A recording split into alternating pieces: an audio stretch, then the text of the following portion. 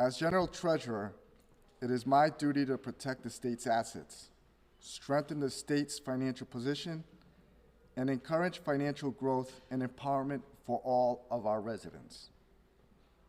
When Rhode Island families in any neighborhood are denied access to fair lending opportunities, it becomes much, much harder for them to achieve financial success and build generational wealth.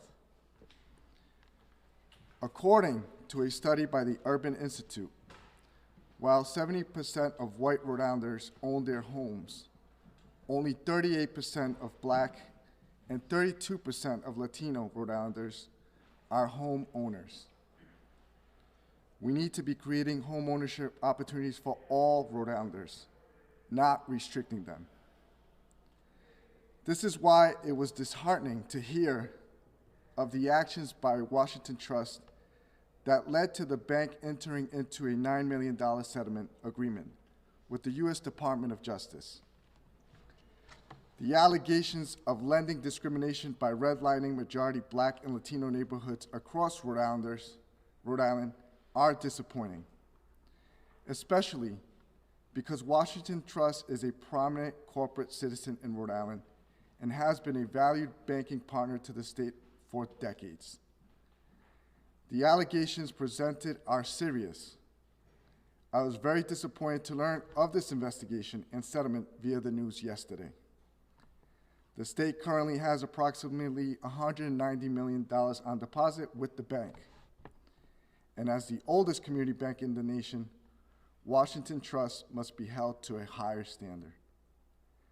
As a result, my office will evaluate our banking relationship and all the state's business with Washington Trust and hold them accountable, going forward to ensure that they rectify the issues brought forward by the Department of Justice.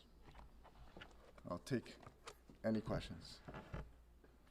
So are you taking the money out, or are you just considering it? We're evaluating our relationship with the bank.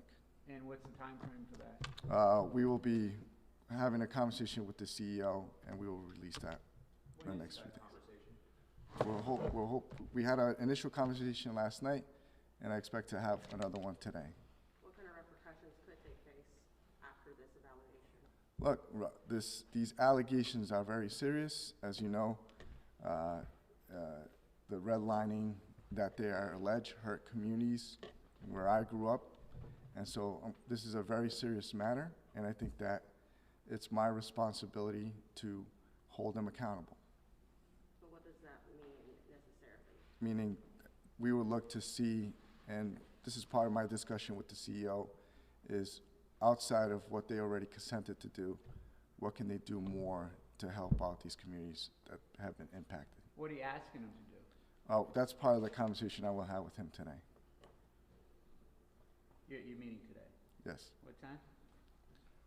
Sometime today. We're working on that. Are you guys aware of any other banks that may be under investigation for any similar No. actions? As I mentioned, we learned about this yesterday via the news. So this is the only one that we know about. That evaluation process, what will it look like? Well, look, it's $190 million of the state's money, and these types of action are not acceptable, and we're going to have a very serious conversation with the CEO and look at ways of, improving the state's position and relationship with the bank. And we have to be very serious about holding them accountable. I know part of the allegations was that Washington Trust knowingly knew that they were warned several times, several years ago, and yet they still did nothing. Kind of talk a little bit about bank regulations. What happens when, they're still being warned, but nothing's really happening? Well, I think that you saw the final result yesterday, and the fact that they agreed to make $9 million of investment into these communities as part of that agreement just shows that it really got to the end of the road. And so for me, it's, we've had a relationship with Washington Trust for many, many decades. They're an important relationship. They're one of the country's oldest institutions, but that doesn't exclude them from not being held accountable for their actions. What other banks does the state have funds in, and how does it compare to the 190 million? I can provide you that list. Is it the largest though? No, it's not the largest. So you're saying we're gonna take the 190 million out unless you do what? Open branches in different neighborhoods? I think the most important thing is, my discussion with the CEO, and what I wanted to ensure with all of you today is that I'm reevaluating that relationship. It's of great concern to me. I think that any type of action like this that was alleged is serious, and it was important for me to be able to inform Rhode Islanders that we're reviewing this relationship. I know Washington Trust kind of denies any allegation with this, and they basically send us a statement saying the only reason they settled was to avoid the lawsuit. So how are those conversations going? I had just initial conversation with the president yesterday, just gave him the courtesy of what I was going to present today. We will have a follow-up meeting, and I will make sure that that's transparent to all of you to see. Can you give us a rundown of what you are planning on presenting today? We just want to we just want to make sure that outside of what they consented to, that they're doing more in these communities, and we want to be working with them to make sure that it happens. And again, whatever we agree to, we'll make sure to inform all of you. Do you have a message to the communities impacted by this? Absolutely. The message was very clear.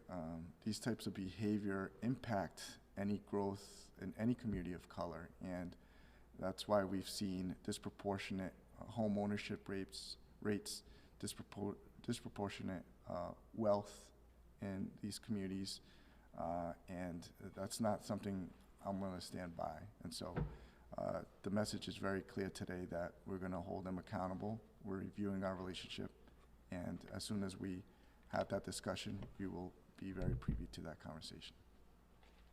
What are some of the things that you would like to see?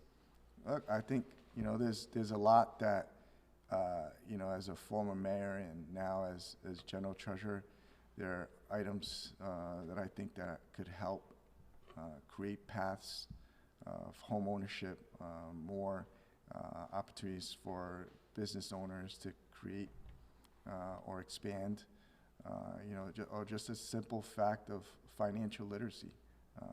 Although the state now has a law that mandates that students be adequately educated around financial literacy, I think there could be more that can give these kids more of an opportunity to learn about the different opportunities with these different banking institutions, so that once they're ready, they can buy a home, invest in a business, make appropriate decisions that create that path of leaving that gap of generational wealth, or having the ability to be the first ones in their family to buy a home.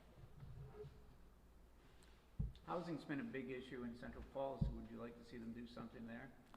Housing's a big issue all over Rhode Island. I think that, as I noted in my data, it impacts Latinos and African Americans and people of color, and so that needs to be addressed.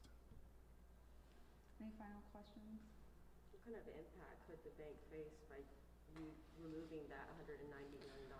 Yeah, I think it's all speculative, and I don't like to speculate too much. And so I think that it's all part of a reevaluation of our relationship with this bank. Okay. Thanks, everyone. Thank you. Thank you.